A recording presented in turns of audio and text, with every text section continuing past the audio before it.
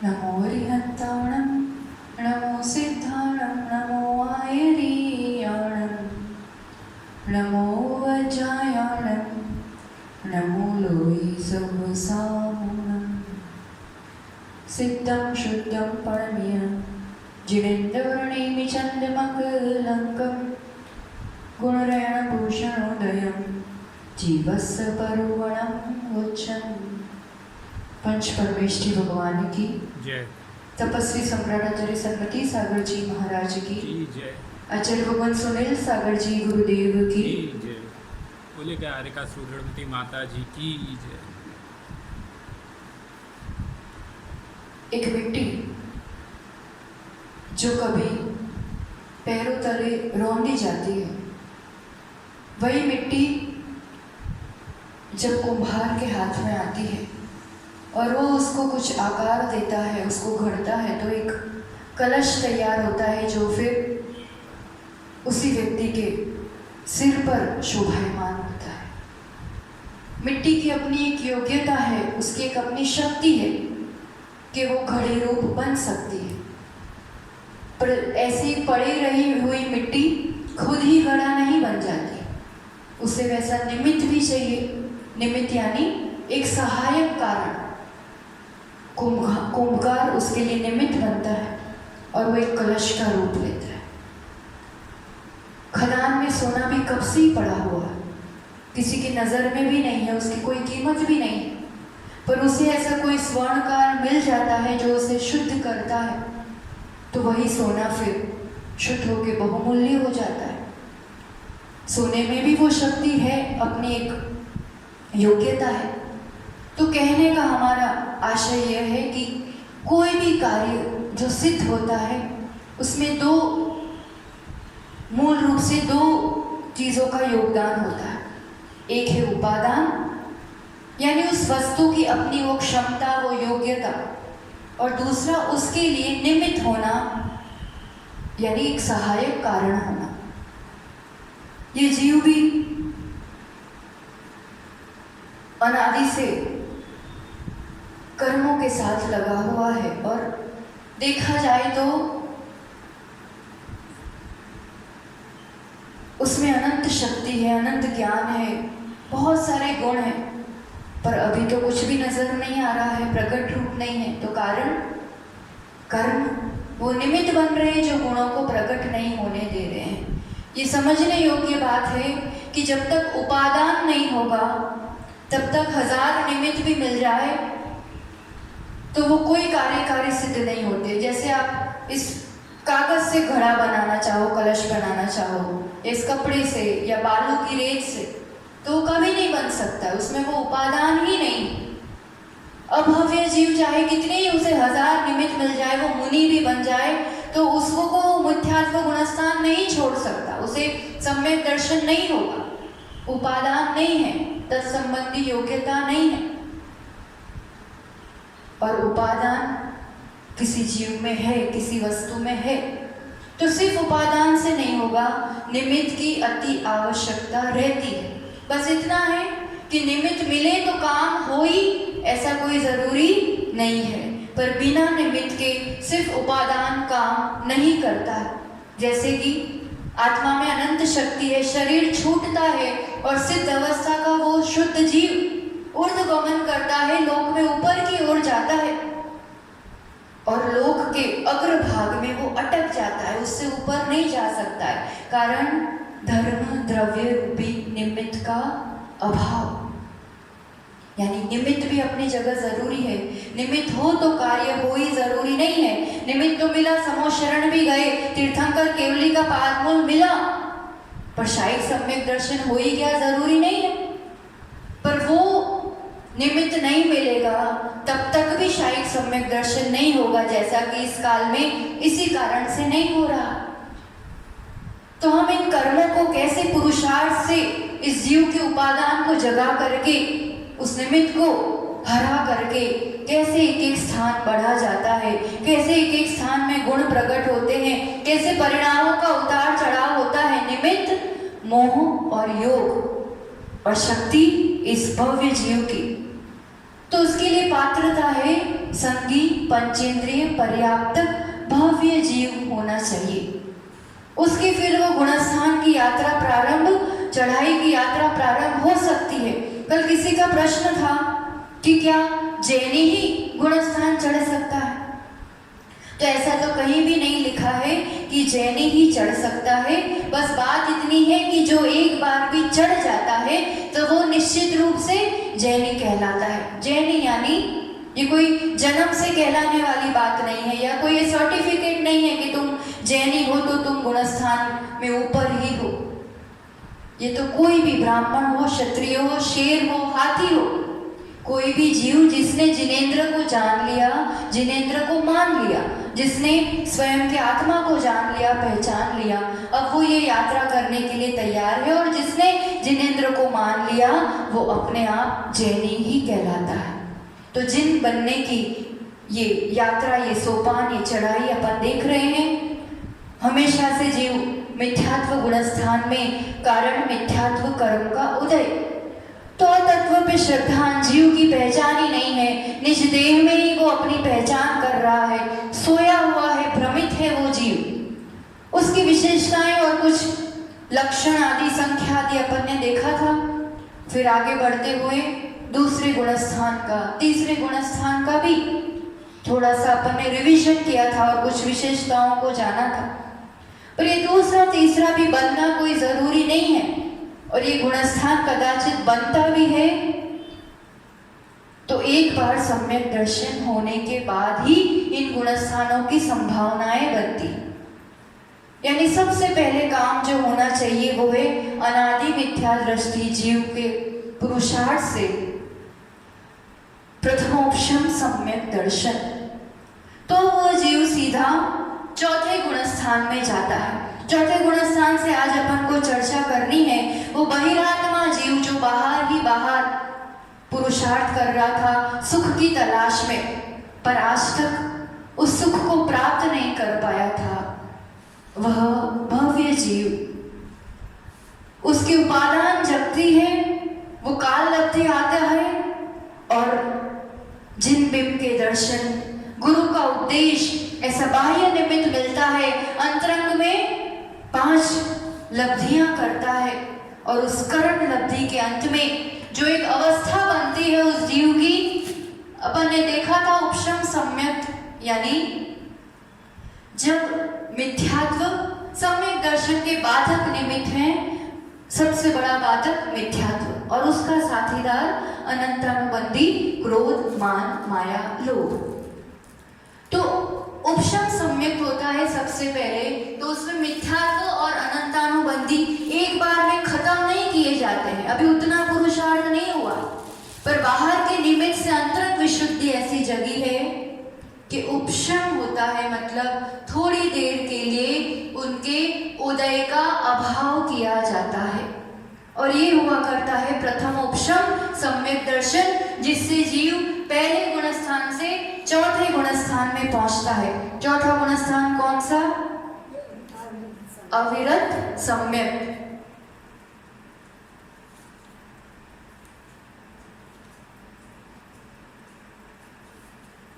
सम्यक है कारण मिथ्यात्व अनंतानुबंधी को उसने दबाया है, उदय का अभाव किया है। ये अंतरकरण होता है कि ये उदय जहाँ उसका अंत होगा तो अंतर मुहूर्त का ऐसा समय होगा जहाँ मिथ्यात्व और अनंतानुबंधी का उदय नहीं रहेगा, और वो जो निर्मल अनुभूति, जो एक गाढ़ श्रद्धान, वो आत्मानुभूति, वो आत्मा का साक्षात्कार कि वो बहिरात्मा अब अंतरात्मा हो जाती है, अवस्था आत्मा की बदल जाती है। ऐसा समझो कि वो सोया हुआ जीव जाग गया, उसने अपने आप को पहचान लिया, अब सुख की तलाश में नहीं भागेगा, क्योंकि उसे पता है वो खुद आत्मा ही सुख स्वभावी है। अब बाह्य निमित्तों पर, पदार्थों में उसकी रुचि इतनी नहीं रहती है। ये कैसी वाली अवस्था है? अविरत सम्यक गुणस्थान का नाम। इसका लक्षण या परिभाषा कैसे की थी अपन ने? अविरत सम्यक दर्शन, यानी उस भव्य जीव को, उस अंतरात्मा को सम्यक दर्शन तो है, 7 तत्वों का सही श्रद्धान है, आत्मा की पहचान है, पर उसके साथ अविरतपना है, विरत नहीं है, व्रत नहीं है, संयम नहीं है। तो ये दोनों अवस्था एक साथ बनती है, इसलिए ऐसा चतुर्थ गुणस्थान की अवस्था बनती है। तो परिभाषा हो गई जिसमें भव्य जीव को सम्यक दर्शन तो होता है, पर संयम का अंश भी नहीं होता है। सम्यक गुण तो प्रकट हुआ है, उसका कारण क्या है? यहाँ पर कारण क्या है? सम्यक गुण प्रकट हुआ है, तो कारण मिथ्यात्व और अनंतानुबंधी का उपशम किया है। सबसे पहली बार जब होगा उपशम होगा, उसी से मोक्ष मार्ग का उद्घाटन होगा, मंगलाचरण होगा, ठीक है ना। तो ये कैसा उदाहरण हो गया कि जैसे जल है, जल मटमैला था, उसमें कीचड़ था, उसमें मैल था, पर थोड़ी देर के लिए जैसे फिटकरी या ऐसा कुछ घुमा दिया तो फिर वो कीचड़, वो मल पूर्ण रूप से नीचे बैठ जाता है। मतलब जो दिख रहा है वो एकदम स्पष्ट, निर्मल, एकदम शुद्ध जल है, अभी वो एकदम शांत नीचे बैठा हुआ है वो मल। ये उदाहरण हो गया उपशम सम्यक दर्शन का, कि मिथ्यात्ववादी एकदम शांत बैठे, एकदम नीचे बैठे, उसका भी प्रभाव नहीं है, तो वो निर्मल स्पष्ट सम्यक दर्शन होता है, उपशम सम्यक दर्शन। ये उसका कारण। और अविरतपने का कारण क्या है? सम्यक दर्शन का कारण है कि मिथ्यात्व और अनंतानुबंधी का अभाव किया थोड़ी देर के लिए, पर अविरतपना क्यों है? उसका कारण अप्रत्याख्यानावरण कर्म का उदय, उस कर्म के तीव्र उदय से या मंद उदय से, उस कर्म का जब तक उदय है तब तक व्रत नियम संयम उसके जीवन में नहीं होता है। तो इस गुणस्थान में दो कारण हो गए उस गुणस्थान के, एक तो मिथ्यात्व और अनंतानुबंधी का उपशम, क्षय या शोपशम, और अप्रत्याख्यानावरण का उदय। ये तो हो गया उस गुणस्थान के बनने का कारण। तो अब इस गुणस्थान में उस जीव को कौन सा गुण प्रकट हुआ? सम्यक दर्शन गुण प्रकट हुआ उस जीव के लिए, ये अवस्था प्राप्त हुई। अब कुछ तो ऐसा मल हटा कि ये गुण प्रकट हुआ, और सम्यक दर्शन गुण जहाँ प्रकट होता है तो इस अंतरात्मा अवस्था में जो ज्ञान गुण अभी तक था, ज्ञान गुण तो हमेशा है उस जीव के पास, पर वो ज्ञान गुण भी अब सम्यक ज्ञान गुण के रूप में प्रकट होता है। अभी तक जो ज्ञान था वो कुज्ञान था, वो ज्ञान उसके लिए कल्याणकारी नहीं था, तो उस ज्ञान के होने पर भी वो गुण रूप में नहीं कहा जाता था। अब ये सम्यक दर्शन के साथ सम्यक ज्ञान गुण, यानी दो दो गुण प्रकट हुए, दोनों गुण का वो धनी है, स्वामी है। और पर इतनी सी बात है कि उपशम सम्यक दर्शन जो होता है उसका वो है तो निर्मल, पर उसका काल अंतर्मुहूर्त ही है, उससे ज्यादा वो नहीं रह सकता है, वो निश्चित रूप से छूट जाता है। और उतने काल में मुख्य रूप से काम क्या होता है? जो मिथ्यात्व का सत्व था, मिथ्यात्व का द्रव्य था, उसके तीन भाग हो जाते हैं। कौन कौन से? मिथ्यात्व, सम्यक मिथ्यात्व और सम्यक, ये तीन भाग हो जाते हैं। फर्क क्या है? द्रव्य वही है, द्रव्य के तीन बंटवारे हो गए, जिसमें मिथ्यात्व में अनुभाग ज्यादा है, सम्यक मिथ्यात्व में उससे अनुभाग शक्ति बहुत हीन है, और सम्यक में तो अत्यंत तेज धाती बना लता रूप, इतना कम अनुभाग शक्ति है, बस उसमें अनुभाग शक्ति में अंतर पड़ जाता है। तो अब क्या हो सकता है? अब इस चौथे गुणस्थान की बात कर रहे हैं अपन, तो हो सकता है कि वह जीव पुरुषार्थ अपना जारी रखे, थोड़ी विशुद्धि बना के रखे, तो वो उपशम सम्यक दर्शन अब किस में कन्वर्ट हो जाता है? क्षयोपशम सम्यक दर्शन।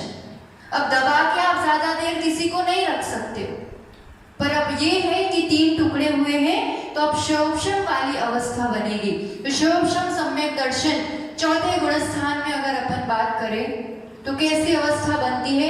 ये पूरे क्षयोपशम की सभी गुणस्थान का ये बना दिया है चार्ट, अब एक एक अपन देखते जाते हैं। तो उसमें 3 अवस्था होती है और 2 तरह से समझना होता है। एक तो सर्वघाती स्पर्धक और दूसरा देशघाती स्पर्धक। देशघाती का उदय रहता है और सर्वघाती का उदयाभावी क्षय और सदअवस्था रूप उपशम। वर्तमान निषेक का उदयाभावी क्षय, यानी उसको उसी रूप से उदय में नहीं आने देना। सर्वघाती रूप से उदय में नहीं आता है। किस रूप से उदय में आता है? देशघाती रूप से। और सदअवस्था रूप उपशम किसका होता है? भविष्य के, आगामी के निषेकों का।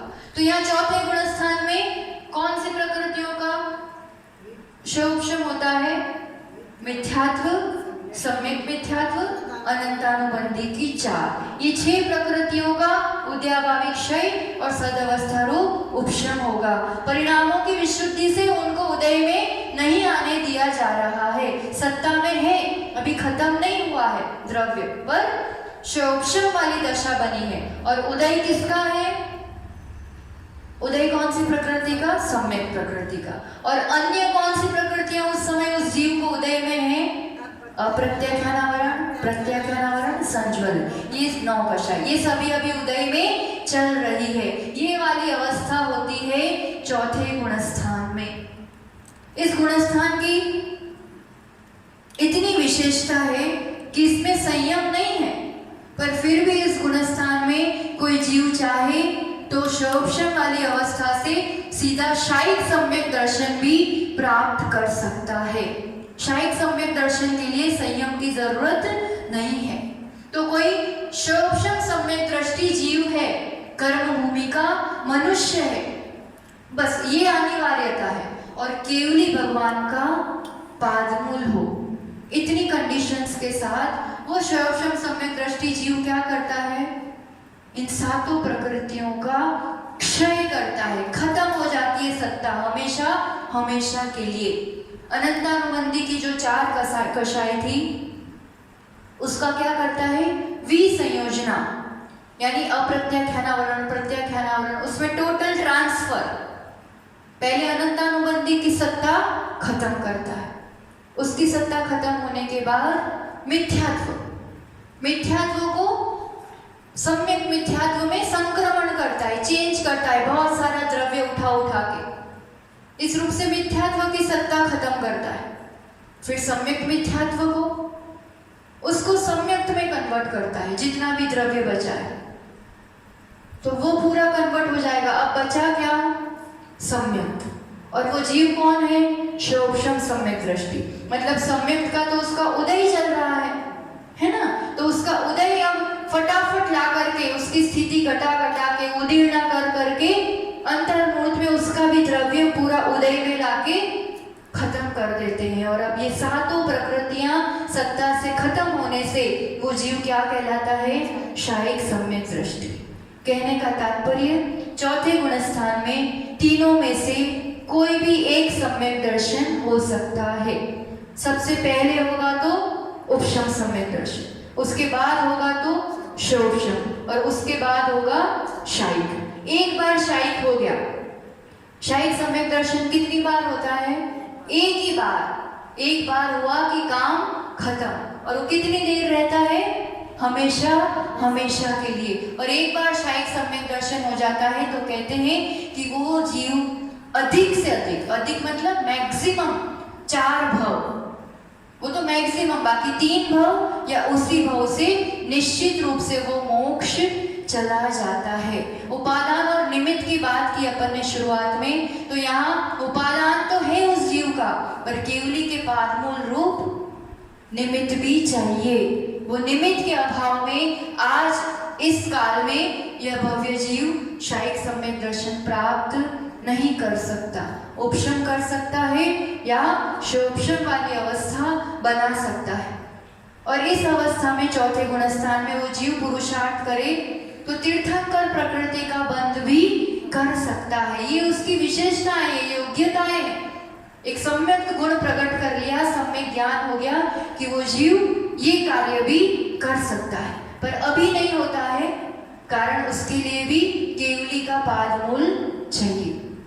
अब ये जीव दुर्गतियों में नहीं जाता है और सबसे बड़ी बात, इसकी विषय भोगों से अब अरुचि होती है। अब यही गृहस्थी में है, संसार के कार्य कर रहा है, पर उसके में एक ही भाव है, संयम है नहीं अभी। पर कब संयम आए, कब मैं ये सब छोड़ूं? मिथ्यात्व यानी वो जीव सोया हुआ था। चौथे गुणस्थान वाला जीव यानी जाग गया है। बस अब मैं कब उसके लिए आगे बढ़ूं? तो उसके और विशेषताएं देख लेते हैं। और कौन कौन सी अपन ने लक्षण देखा, कारण देखा। अब ये गुणस्थान का भाव भी देख लिया। तीनों भाव हैं इसमें, उपशम भाव, शोभशम भाव, शायिक भाव। और तीनों भाव कौन सी अपेक्षा से है? सम्यक दर्शन की अपेक्षा, है ना। दर्शन मोह कर्म की निमित्त से। और इसमें जीव हमेशा पाए जाते हैं इस गुणस्थान में, ऑल टाइम। कभी ना कोई जीव तो इस गुणस्थान में होगा ही होगा। इस गुणस्थान वर्ती का अभाव नहीं होता है। स्वामी कौन होते हैं इस गुणस्थान के? चारों गति के जीव, संगी पंचेंद्रिय चारों गति के जीव। बहुत अच्छी बात। फिर संख्या, चारों गति की अपेक्षा असंख्यात जीव, क्योंकि देव भी असंख्यात होते हैं, नारकी भी असंख्यात होते हैं, तिर्यंच भी असंख्यात होते हैं, तो असंख्यात। और मनुष्य की अपेक्षा 104 करोड़, 104 करोड़ मनुष्य, ज्यादा से ज्यादा इतनी संख्या हो सकती है चौथे गुण। नहीं, 104 कल लिखाया था ना, आज 700 करोड़। चौथे गुणस्थान में 700 करोड़। इतने कोई सम्यक दृष्टि अविरत ऐसे कोई जीव, ज्यादा से ज्यादा इतने मनुष्य, अभी इतने हैं ऐसा नहीं, ज्यादा से ज्यादा इतने हो सकते हैं या होते हैं। और काल कितना है इसका? चौथे गुणस्थान का काल कम से कम अंतर्मुहूर्त, क्योंकि उपशम भी होगा तो उतनी देर तो वो जीव उसमें रहेगा। और ज्यादा से ज्यादा चौथे गुणस्थान में कितना ले सकता है? 66 सागर जो बनता है वो शोभशम सम्यक दृष्टि की अपेक्षा बनता है। पर उसमें भी उसका चौथा ही गुणस्थान नहीं बना रहता है, क्योंकि फिर वो अगर मनुष्य बनता है तो व्रत नियम लेता है, तो फिर गुणस्थान चेंज हो जाता है। तो चौथा ही गुणस्थान लगातार बना रहे तो कितना बन सकता है? तो कुछ अधिक 33 सागर, क्योंकि 33 सागर हाईएस्ट आयु है देवों की अपेक्षा, और सम्यक दृष्टि देव ही उसमें होते हैं। तो 33 सागर पूरे लिए और कुछ ही अधिक। क्यों? क्योंकि 33 सागर आयु वाला कोई कौन जीव बनता है? ऐसी उत्कृष्ट आयु कोई मुनि ही प्राप्त करता है ना। तो पहले अगर वो होगा तो छठे सातवें गुणस्थान में होगा, मुनि रहा होगा, तो उसका चौथा तो नहीं कहलाता है। तो मनुष्य आयु गिनी नहीं जाती है, थोड़ी सी गिनी जाती है। फिर वो मुनि देव बना तो अध्ययन 33 सागर पूरा रहा। अब वो सम्यक दृष्टि जीव है तो वापस कर्म भूमि का मनुष्य बनेगा, है ना। और शायिक होगा, शोभशमिक होगा तो सम्यक लेके भी आ सकता है, लेके आएगा तो चौथा गुणस्थान वाला हो जाएगा। और 8 वर्ष के बाद वो वापस दीक्षा लेने के लिए योग्य हो जाएगा। तो 33 सागर में कुछ वर्ष अधिक, ये मनुष्य पर्याय के थोड़े वर्षों की अपेक्षा। इतना काल सलंग चौथा, ये सलंग की बात है ना, उत्कृष्ट कंटिन्यूस अगर चौथा गुणस्थान बना रह सकता है तो कुछ वर्ष अधिक 33 सागर। अब बात आएगी गमन और आगमन की। गमन यानी इस गुणस्थान से अपन कहाँ कहाँ, सीधे कहाँ कहाँ जा सकते है ना। तो बताओ अब आप लोग चौथे में है अगर अपन, तो कहाँ कहाँ जा सकते हैं सीधे? चौथे से हाँ तीसरे में जा सकते हैं, क्योंकि शोभशम वाली अगर अवस्था है ना तो सम्यक मिथ्यात्व का उदय आ गया तो तीसरा, दूसरे में भी अगर प्रथम उपशम सम्यक से गिर गया, अनंतानुबंधी का उदय आ गया, ठीक। फिर पहले में भी सीधा जा सकता है, तो ये तो नीचे का हो गया। ऊपर 5वें में जाएगा और 7वें में सीधा हो गया, ठीक है। तो ये गमन हो गया। 1 2 3 4 नहीं 3 5 और 7वां गुणस्थान, 1 में 2 में 3 में 5 में 7। और अब आगमन, इस गुणस्थान में चौथे में जीव कहाँ कहाँ से आ सकता है? पहले से आ सकता है, तो ये दोनों तरफ से हो गया। तीसरे तीसरे से से भी आ सकता है, दूसरे से नहीं आएगा, ठीक। पांचवे से गिर सकता है वो वापस, सातवें से, छठे से हाँ अब समझ में आ गया, छठे से आएगा, सातवें से सीधा गिरने का रास्ता, सीधा गिरने का नहीं है। तो ये हो गया 1 में से 3, 5 और 6, 1 3 5 6, यहाँ से चौथे में आ सकता है। अब इसमें एक विशेषता है कि 7वें से 11वें में, वो अपन आगे देखेंगे, पर ये अब देख ही रहे हैं, तो कोई उपशम श्रेणी में श्रेणी चढ़ चुका है ना, फिर श्रेणी में अगर मरण हो जाता है, वो मुनिराज ही होंगे। नहीं, चौथे में आने की बात कर रहे हैं, तो कोई श्रेणी वाला जीव है ना, वो निराज होते हैं वो, और वो श्रेणी में मरण को प्राप्त हो जाए, है ना, तो अगर वो मरण हो जाए तो वो देव बनेंगे निश्चित, तो देव बन के सीधे किस में जाते हैं, चौथे में। तो इस गुणस्थान से फिर उनका सीधा चौथा बन जाता है। तो श्रेणी में मरण की अपेक्षा बनता है ये, बस 7वें से 11वें में किसी में भी मरण हो जाएगा, 7वें से 11वें में श्रेणी में मरण की अपेक्षा, बस एक ही कारण है, बाकी नहीं। अगर वो जीव मरा तो बाकी उतरने में सीधा चौथा नहीं बनता है, पर मरण हो गया तो देव बनेगा, और देव में चौथे गुणस्थान से ऊपर होता नहीं है, और वो सम्यक दृष्टि होगा, तो फिर सीधा चौथा बनता है, ठीक। ये हो गया गमनागमन। अपन फटाफट आगे के गुणस्थान देखते हैं। इससे कोई जीव अब थोड़ा पुरुषार्थ करेगा, संगति बनाएगा वैसी, और अब गृहस्थी में रहते रहते भी पापों से विरक्त होगा, है ना। अब यहाँ तक दर्शन होने की अपेक्षा थी, अब जो शौक्षम की बात होगी वो चारित्र की अपेक्षा से होगी। अब 5वां गुणस्थान की बात करें तो सम्यक दर्शन तो तीनों में से कोई भी एक हो सकता है, उपशम, शौक्षम या शायिक। सम्यक दर्शन अब समझ लिया है अपन ने, वो कोई भी एक होगा। अब यहाँ से चारित्र का मंगलाचरण होता है। 5वां गुणस्थान कौन सा, क्या नाम है, देश विरत, यानी यहाँ से व्रत नियम संयम प्रारंभ हुआ। तो विरत और देश, तो ये शौक्षम वाली अवस्था कैसे बनती है इसकी, व्रत क्यों आ पाया, क्योंकि शौक्षम किया है, संयमा संयम, हाँ, अप्रत्यख्यान और अनंतानुबंधी का उद्याभावी क्षय और सदवस्था रूप उपशम। और इसमें और विशेषता है, आचार्य भगवंत कहते हैं कि प्रत्याख्यानावरण का भी अनंत बहुभाव, जो बहुत ज्यादा सर्वघातीपना होता है, वो भी उसका भी उदय नहीं रहता है, उसका भी उद्याभावी क्षय और सदवस्था रूप उपशम होता है, पर मुख्य रूप से इन दोनों के उदय का अभाव, शौक्षम वाली अवस्था। ये कौन सी अवस्था है, संयमा संयम, ठीक है ना। तो संयमा संयम ऐसा नाम क्यों दिया है, देश विरत, यानी विरत और अविरत। तो इसकी परिभाषा कैसे करेंगे अपन, हाँ, विरत नहीं, हाँ, मतलब विरत व्रत है, त्याग है, किस अपेक्षा, त्रस्त जीवों का घात नहीं करेगा, उस अपेक्षा से व्रत है। और स्थावर जीवों का कदाचित घात हो सकता है, तो उसका अविरत है। टोटल अविरति 12 होती है ना, 12 अविरति होती है, 5 इंद्रिय, 1 मन, 6 संबंधी असंयम और 1 त्रस्काय जीवों का और 5 स्थावर जीवों का घात।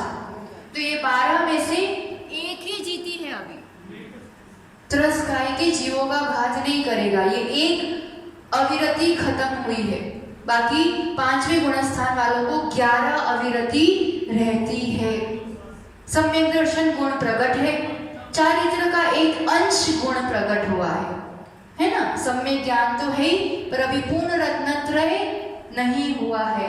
ऐसा समझ लो कि जैसे व्यक्ति जाग गया और पलंग के नीचे तो उतर गया, पर अभी घर नहीं छोड़ पाया है ना। पहले तो जागा ही था, अब उसने इतना किया कि पलंग छोड़ दिया, ज्यादा परिग्रह, ज्यादा विकल्प ग्रह स्थिति ये सब छोड़ दिए, पर अभी घर छूट जाए उतना पुरुषार्थ उसका नहीं जग पाया है। पर ये अवस्था बनती कैसी है, ये तो परिभाषा देखी कि व्रत भी है और अव्रत भी है, 11 अविरति है और 1 विरत है। इसका कारण कर्मों का क्षयोपशम, अप्रत्याख्यान और अनंतानुबंधी का उद्याभावी क्षय, सदवस्था रूप उपशम। और उदय किसका रहेगा, प्रत्याख्यानावरण के देशघाती स्पर्धकों का, अनंतवा भाग उसका उदय में, और उसके साथ बाकी कौन सी प्रकृति उदय में रहेगी, संज्वलन और नौकशाय। ये किसकी अवस्था, कौन सी बात चल रही है, देश विरत की, 5वें गुणस्थान की। असंख्यात जीव राशि है इस गुणस्थान में भी। स्वामी कौन हो सकता है इस गुणस्थान का, 2 गति, देव नहीं, नारकी नहीं, तिर्यंश, वो भी संगी पंचेंद्रिय तिर्यंश, और मनुष्य। तो मनुष्य तो टोटल 29 अंक प्रमाणी होते हैं, उनकी तो संख्या असंख्यात है ही नहीं है।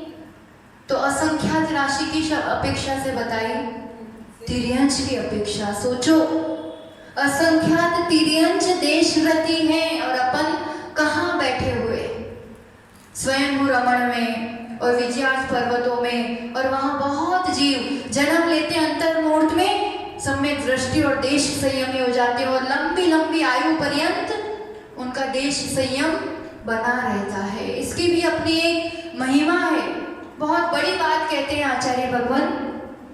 कर्म कांड कभी पढ़ते हैं तो उसमें कहते हैं कि अगर किसी जीव ने नरक आयु, तिर्यंश आयु और मनुष्य आयु, इन 3 में से किसी आयु का बंध कर लिया है तो वो कभी भी 5वें गुणस्थान में नहीं जा सकता।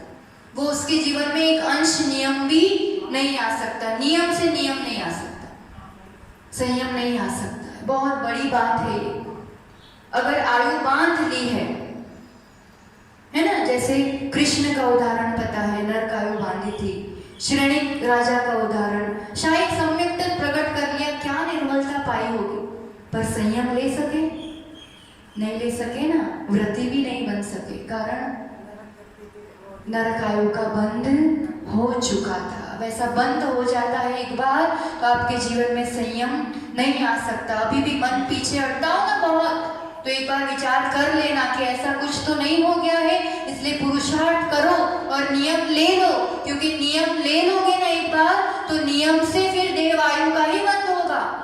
ये तो कदाचित आयु बंद हो गया है 3, किसी भी 3 का, मनुष्य आयु, तिर्यंश, नरक आयु, तो उसके बाद वो नियम नहीं ले पाएगा। आयु बंद हो गया, उस समय ऐसे कुछ परिणाम चल रहे होंगे, संयम होगा नहीं जीवन में, तीनों आयु में। यानी मान लो अभी अपना 5वां गुणस्थान नहीं है, अभी देश संयम नहीं है, और उम्र तो ऐसी है कि कभी भी आयु बंद हो सकता है।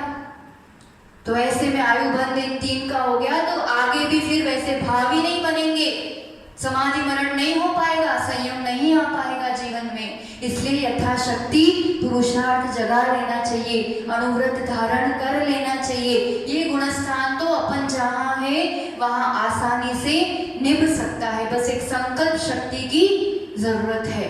और देश संयम जीवन में होगा तो निश्चित या तो देव आयु पहले बंध चुकी है, या अब अगर बंधेगी, बंधी नहीं है, अब बंधेगी तो नियम से देव आयु बंधेगी। और देव आयु बंधेगी मतलब आपको देव शास्त्र गुरु का सानिध्य मिलेगा, नमोकार मंत्र मिलेगा, संयम मिलेगा, अच्छे से समाधि मरण होगा और विमान लेने के लिए नीचे आएगा।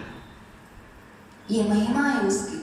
तो उस असंख्यात जीवों में अपनी भी गिनती हो जाए, कहीं मनुष्य हो सकते हैं तो कितने हो सकते हैं, अधिक से अधिक 13 करोड़, बस इससे ज्यादा नहीं हो सकते। मनुष्यों की संख्या हो गई। काल इसका कितना हो सकता है ज्यादा से ज्यादा, अपन ने लक्षण देख लिया, कारण देख लिया, भाव, भाव इसमें संयम संयम सार्वक्षमिक भाव होता है, ठीक है ना। इसमें हमेशा जीव पाए जाते हैं, इस गुणस्थान में जीव हमेशा होते हैं। स्वामी देखा, संख्या देखी, काल इसके सबसे अधिक काल कौन सा हो, कितना हो सकता है, तो ये तिर्यंश और मनुष्य को होता है, और वो भी कर्म भूमि वाले को। भोग भूमि में तो देश संयम नहीं ही होता है ना। तो कर्म भूमि की उत्कृष्ट आयु कितनी, 1 पूर्व कोटि, ठीक। और संयम कोई जीव लेगा तो 8 वर्ष के बाद ही ले सकता है, उसके पहले वो योग्यता नहीं होती है। तो एक पूर्व कोटि में 8 वर्ष, अंतर्मुहूर्त कम, इतना ज्यादा से ज्यादा उसका समय। तिर्यंच की अपेक्षा गिनेंगे तो एक पूर्व कोटि में खाली अंतर्मुहूर्त का, क्योंकि तिर्यंचों को तो जन्म के बाद अंतर्मुहूर्त में देश संयम हो सकता है, और मनुष्य की अपेक्षा एक पूर्व कोटि में 8 वर्ष, अंतर्मुहूर्त कम। ये अधिक से अधिक काल हुआ, और कम से कम काल तो कोई भी गुणस्थान का अंतर्मुहूर्त ही होता है, जगन्य काल। ठीक, अब गमन और आगमन ये देखें तो फिर अगर आगे के भी 2 गुणस्थान देखने, वहां पहुंच तो गया है, अब वहां से सीधा कहां कहां जा सकता है? नीचे का देखें पहले तो, पहले में तो जाएगा, सीधा जाएगा, ठीक है। फिर दूसरे में भी जा सकता है, क्योंकि अगर उपशम सम्यक से गिरेगा तो दूसरे, तीसरे में भी जा सकता है, चौथे में भी गिर सकता है। ठीक, ये तो चारों हो गए। छठे में जा सकता है, 7वें में जाएगा सीधा, बस इतने ऑप्शन हो गए। 1 2 3 4 7, ये गमन की अपेक्षा, जाने की अपेक्षा। अब आगमन, उसमें जीव आएगा कहां से? पहले गुणस्थान से आएगा, ये दोनों तरफ से हो गया, दूसरे से नहीं आता, तीसरे से सीधे 5वें में नहीं जाता, तीसरे से या तो 1 में जाते हैं या चौथे में जाते हैं, सीधा नहीं जा सकते। फिर चौथे से तो जा ही सकते हैं, और छठे से, बहुत बढ़िया। तो 1 4 6, ये आगमन की अपेक्षा। ठीक, आगे बढ़े हम। इसमें जीव पुरुषार्थ करता है तो देश व्रति भी फिर संपूर्ण अविरतियों को, हाँ उपशम का था, जल में कीचड़ नीचे बैठ गया, फिट करी घुमा दी, चौथे का। 5वें का उदाहरण, जाग गया और पलंग को छोड़ दिया, घर में छोड़ेंगे, हाँ ये उदाहरण भी। और चौथे में भी अभी पूरे नहीं देखे अपन ने, उपशम का देखा, शोपशम वाला का थोड़ा मटमैला पानी, वैसा उदाहरण, और शायद वाले का एकदम चोखा क्लीन पानी, और 5वें, हाँ क्लीन, अब फिर उसमें गंदगी नहीं है। और शायद, अरे 5वें गुणस्थान का उदाहरण, विरत भाव भी है, अविरत भी है, किसी की अपेक्षा मित्र है और किसी की अपेक्षा शत्रु है। एक ही व्यक्ति दोनों रूप से अपेक्षाकृत, तो कुछ कर्म की अपेक्षा विरत है और कुछ कर्म की अपेक्षा अविरत है, दोनों स्थिति एक साथ, वो 5वें गुणस्थान का उदाहरण हो गया। अब अपन आगे बढ़ते हैं नियम संयम में। तो देश विरत के बाद अब परिपूर्ण सकल संयम, ये 11 अविरति जो थी उनको भी पूरा जीत लिया। अब यहाँ पर छठा गुणस्थान कौन सा? नाम प्रमथ विरत।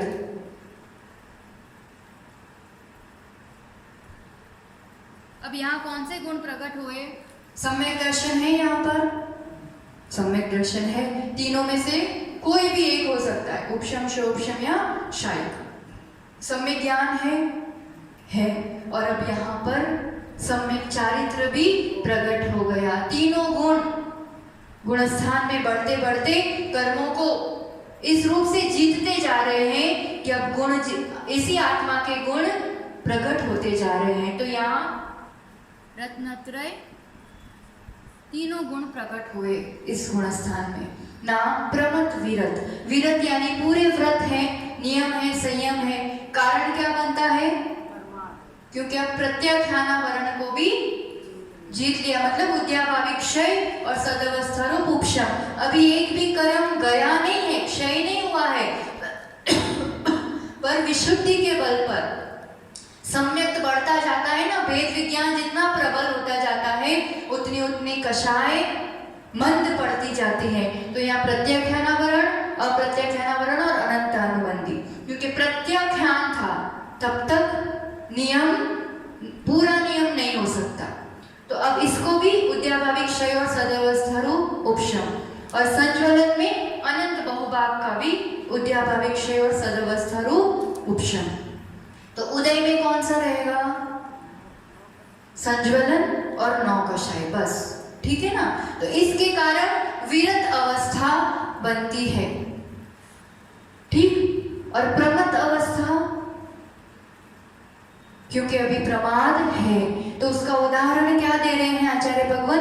जैसे चित्कबरा है ना, अभी प्रमाद से चित्कबरा है थोड़ा सा, तो वैसा कोई प्राणी, कोई मृग, कोई हिरण जो चित्कबरा होता है, वैसे प्रमाद के सहित अभी सकल संयम की साधना हो रही है। तो ऐसे मुनिराज यहाँ पर ये शोभशम चारित्र की अवस्था है, इसमें भाव कौन सा? शोभशम वाला, चारित्र की अपेक्षा। और कर्मों की अवस्था ऐसी वाली, ये इस गुणस्थान में भी जीव हमेशा पाए जाते हैं। और स्वामी कौन है इस गुणस्थान के? सिर्फ मनुष्य, और वो भी द्रव्यलिंगी पुरुष। ठीक है ना? तो इसकी संख्या सिर्फ मनुष्य गति की अपेक्षा आएगी, तो इसकी संख्या है 5,93,98,206। 5,93,98,206। जो 3 कम 9 करोड़ मुनिराज कहते हैं ना अपन, उसमें से ये 5 करोड़ इसी में आ जाते हैं, छठे गुणस्थान में। 3 कम 9 करोड़ जो बुरा बोलते हैं उसमें से, क्योंकि यहाँ से मुनिराज की अवस्था प्रारंभ हो गई। दिगंबर पूर्ण, अब तक घर में बैठा था, उसने घर पूर्ण रूप से छोड़ दिया, पूरे परिग्रह का त्यागी, 28 मूल गुणों का पालन करने वाला, ऐसा भावलिंगी, सम्यक दृष्टि, सकल संयमी, ये मुनिराज की अवस्था। इस अवस्था को प्राप्त किए बिना मोक्ष नहीं ही होता है, इसलिए अनिवार्य गुणस्थान मोक्ष प्राप्ति में छठा 7वां अनिवार्य गुणस्थान है। संख्या देखी, काल कितना होता है इसका? छठे का अधिक से अधिक अंतर्मोद, अंतर्मोद से ज्यादा नहीं होता है, तो फिर वो 7वें में जाता है, फिर वापस आ जाएगा, पर कंटिन्यूस अंतर्मोद ही अधिक से अधिक होता है। और गमन और आगमन देखेंगे तो छठे से कहाँ कहाँ जा सकता है वो? 5वें में जा सकता है, गिर सकता है, विशुद्धि, फिर चौथे में भी जा सकता है, और तीसरे में भी जा सकता है अगर शाक्षमिक सम्यक दृष्टि, फिर दूसरे में जाएगा। अगर उपशम सम्यक करके सीधा 7वें में पहुंचा है ना, तो 7वें से छठे में आएगा, और छठे से दूसरे में, और पहले में तो जा ही सकता है। ये सभी रास्ते खुले हैं, ये बहुत चिंतन के योग्य विषय है। सीधा एरो बना दिया ऐसा नहीं है, इतनी ऊंची पहुंच के भी सीधा इतना नीचे गिर सकता है। यानी विशुद्धि को बनाए रखना कितना जरूरी है, क्योंकि क्या है ना, ये सब शोभशम वाली अवस्था है। तो शोभशम वाली अवस्था बना करके रखना, ये टेम्पररी अवस्था भी है, मुश्किल भी है विशुद्धि बनाए रखना, क्योंकि कर्मों का क्षय तो किया नहीं है, दबा दबा के रखा है। तो एकाध निमित्त ऐसा कोई आया या तीव्र कर्म का उदय आया, तो वो विशुद्धि गिर जाती है, और सीधा जीव पहले तक भी जा सकता है। जब तक शायद सम्यक दर्शन नहीं हुआ है, तब तक जीव पहले तक जा सकता है। एक बार शायद सम्यक दर्शन हो गया, उसके बाद तो चौथे के नीचे वो कभी भी नहीं जाएगा, कभी भी नहीं, चाहे कुछ हो जाए, है ना? तो यहाँ सब ऑप्शन, रास्ते खुले हैं। अब और कहाँ जा सकता है? 7वें। ठीक। अब आगमन 1 2 3 4 5 और 7 सभी हो गए। अब आने का रास्ता 7वें से है, 7वां ही आएगा, और कोई ऑप्शन नहीं है, सिर्फ 7वें से ही इसमें आने का रास्ता है, ओनली 7 बस। और अब अंतिम अपन आज के लिए, फिर कल से तो श्रेणी आरोहण का भी विषय देखेंगे अपन। तो 7वें गुणस्थान की बस 2 मिनट में थोड़ी सी चर्चा इसके संबंधी। दोनों में ज्यादा अंतर नहीं है, शोभशम की अपेक्षा तो ठीक ही है, पर बस इतना है कि यहाँ पर अप्रमत्त, कारण छठे में संज्वलन और नौकशाय का तीव्र उदय था, और यहाँ पर मंद उदय है। बाकी ये वाली अवस्था तो सेम है, शौशम वाली अवस्था तो ये मंद उदय से प्रमाद का अभाव, और अब ये स्थिर निर्विकल्प अवस्था मुनिराज की, इसका काल भी मैक्सिमम अंतर्मुहूर्त होता है। इसमें दो प्रकार देखे थे अपन ने, एक स्वस्थान और दूसरा सातिशय। स्वस्थान यानी जो छठे सातवें में अभी झूला करेगा, अभी श्रेणी आरोहण के सम्मुख नहीं है ना। और इसका उदाहरण आता है जैसे बड़ी करौत, जो छिलने वाली वो रहती है ना, चाकू या करौत या जिससे अपन छिलते हैं, तो अभी मोटी धार वाली बड़ी करौत है। फिर आगे आगे अपन बढ़ते जाएंगे 8वें में, 9वें में, 10वें में, तो धार पैनी होती जाएगी। अभी बड़ी धार वाली करौत है ये। ऐसा उदाहरण कल से देखेंगे अपन, आचार्य भगवान देते हैं। और ये अप्रमत्त अवस्था, ये गुणस्थान में जीव हमेशा पाए जाते हैं, अनिवार्य गुणस्थान है, इसके बिना मुक्ति नहीं है। स्वामी वही मनुष्य है ना, मुनि द्रव्यलिंगी पुरुष, और इसकी संख्या है 2,96,99,103। 2,96,99,103 ये मैक्सिमम इतने मुनिराज इस गुणस्थान में हो सकते हैं। तो ये 7वें गुणस्थान की संख्या, काल। अब गमन आगमन देख करके अपन आज के विषय को विराम देंगे। 7वें से कहाँ जा सकते हैं? गमन एक ही ऑप्शन है, छठा, बाकी सीधे और कहीं भी नहीं जा सकते हैं। और जाएंगे 8वें, ऊपर चढ़ेंगे है ना, जो सातिशय वाली अवस्था बनेगी तो 7वें में 8वें में जाएगा, मतलब एक नीचे या एक ऊपर, बस इतनी संभावना है गमन में। और आगमन में इसमें आ कहाँ से सकता है? पहले से आएगा।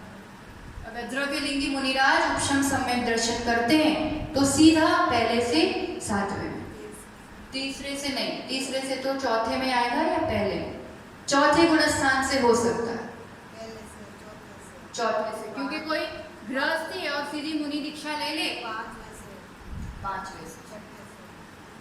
और 6वें से तो है ही, और 8वें से भी वापस नीचे उतरते टाइम आ सकता है। तो आगमन में बहुत रास्ते हैं, 1, 4, 5, 6, 8, 1, 4, 5, 6 और 8 ये आगमन के हो गए। तो इस रूप से अपन ने थोड़ा सा इन गुणस्थानों के बारे में, जहाँ तक आज इस काल में हम पहुंच सकते हैं, इतने गुणस्थानों का वर्णन अपन ने देख लिया है ना। पर ये जिन बनने का मार्ग है, ऊपर चढ़ने का मार्ग है, तो अब जो आगे के गुणस्थान है उसमें अभी इस काल में अपन नहीं चढ़ सकते हैं। कारण एक ही है, पंचम काल है, तो उत्तम सहननधारी कोई पुरुष नहीं होता है। और श्रेणी आरोहण के लिए उत्तम सहनन का निमित्त होना, उपादान कितना भी हो, पर उत्तम सहनन रूपी निमित्त के अभाव में इस काल में श्रेणी आरोहण नहीं होता है। पर फिर भी अपन उसको सुनेंगे, समझेंगे, तो ज्ञान प्राप्त करेंगे, तो संस्कार बनेंगे। तो जब वो निमित्त मिल जाएगा तो हम अपना उपादान जगा करके अंतर्मुहूर्त में काम तमाम, अब श्रेणी का काम उतने में ही होता है, पर बस वो अंतर्मुहूर्त कब आए जीवन में, वो वाली बात है। बाकी सिद्ध अवस्था प्राप्त करना अंतर्मुहूर्त का खेल है। तो ये 14वें गुणस्थान के पार वो शुद्ध अवस्था, गुणस्थान अतीत होते हैं सिद्ध प्रभु, तो वहां तक की ये संसारियों की यात्रा, संसारियों की अवस्था अपन देख रहे हैं। तो इसमें यथा योग्य अपन अपना विकास करें, गुणस्थान बढ़ाएं और अपनी निर्बलता बढ़ाते हुए आत्म कल्याण करें। इसी दिव्य मंगल भावना के साथ जय बोलो आचार्य भगवान सुनील सागर जी गुरुदेव की। यहाँ तक के विषय की परीक्षा होगी और फिर आगे का विषय भी अपन पढ़ते जाएंगे। तो उस हिसाब से थोड़ा सा रिवीजन तैयारी भी रखें, घबराए नहीं, पेपर इजी होगा।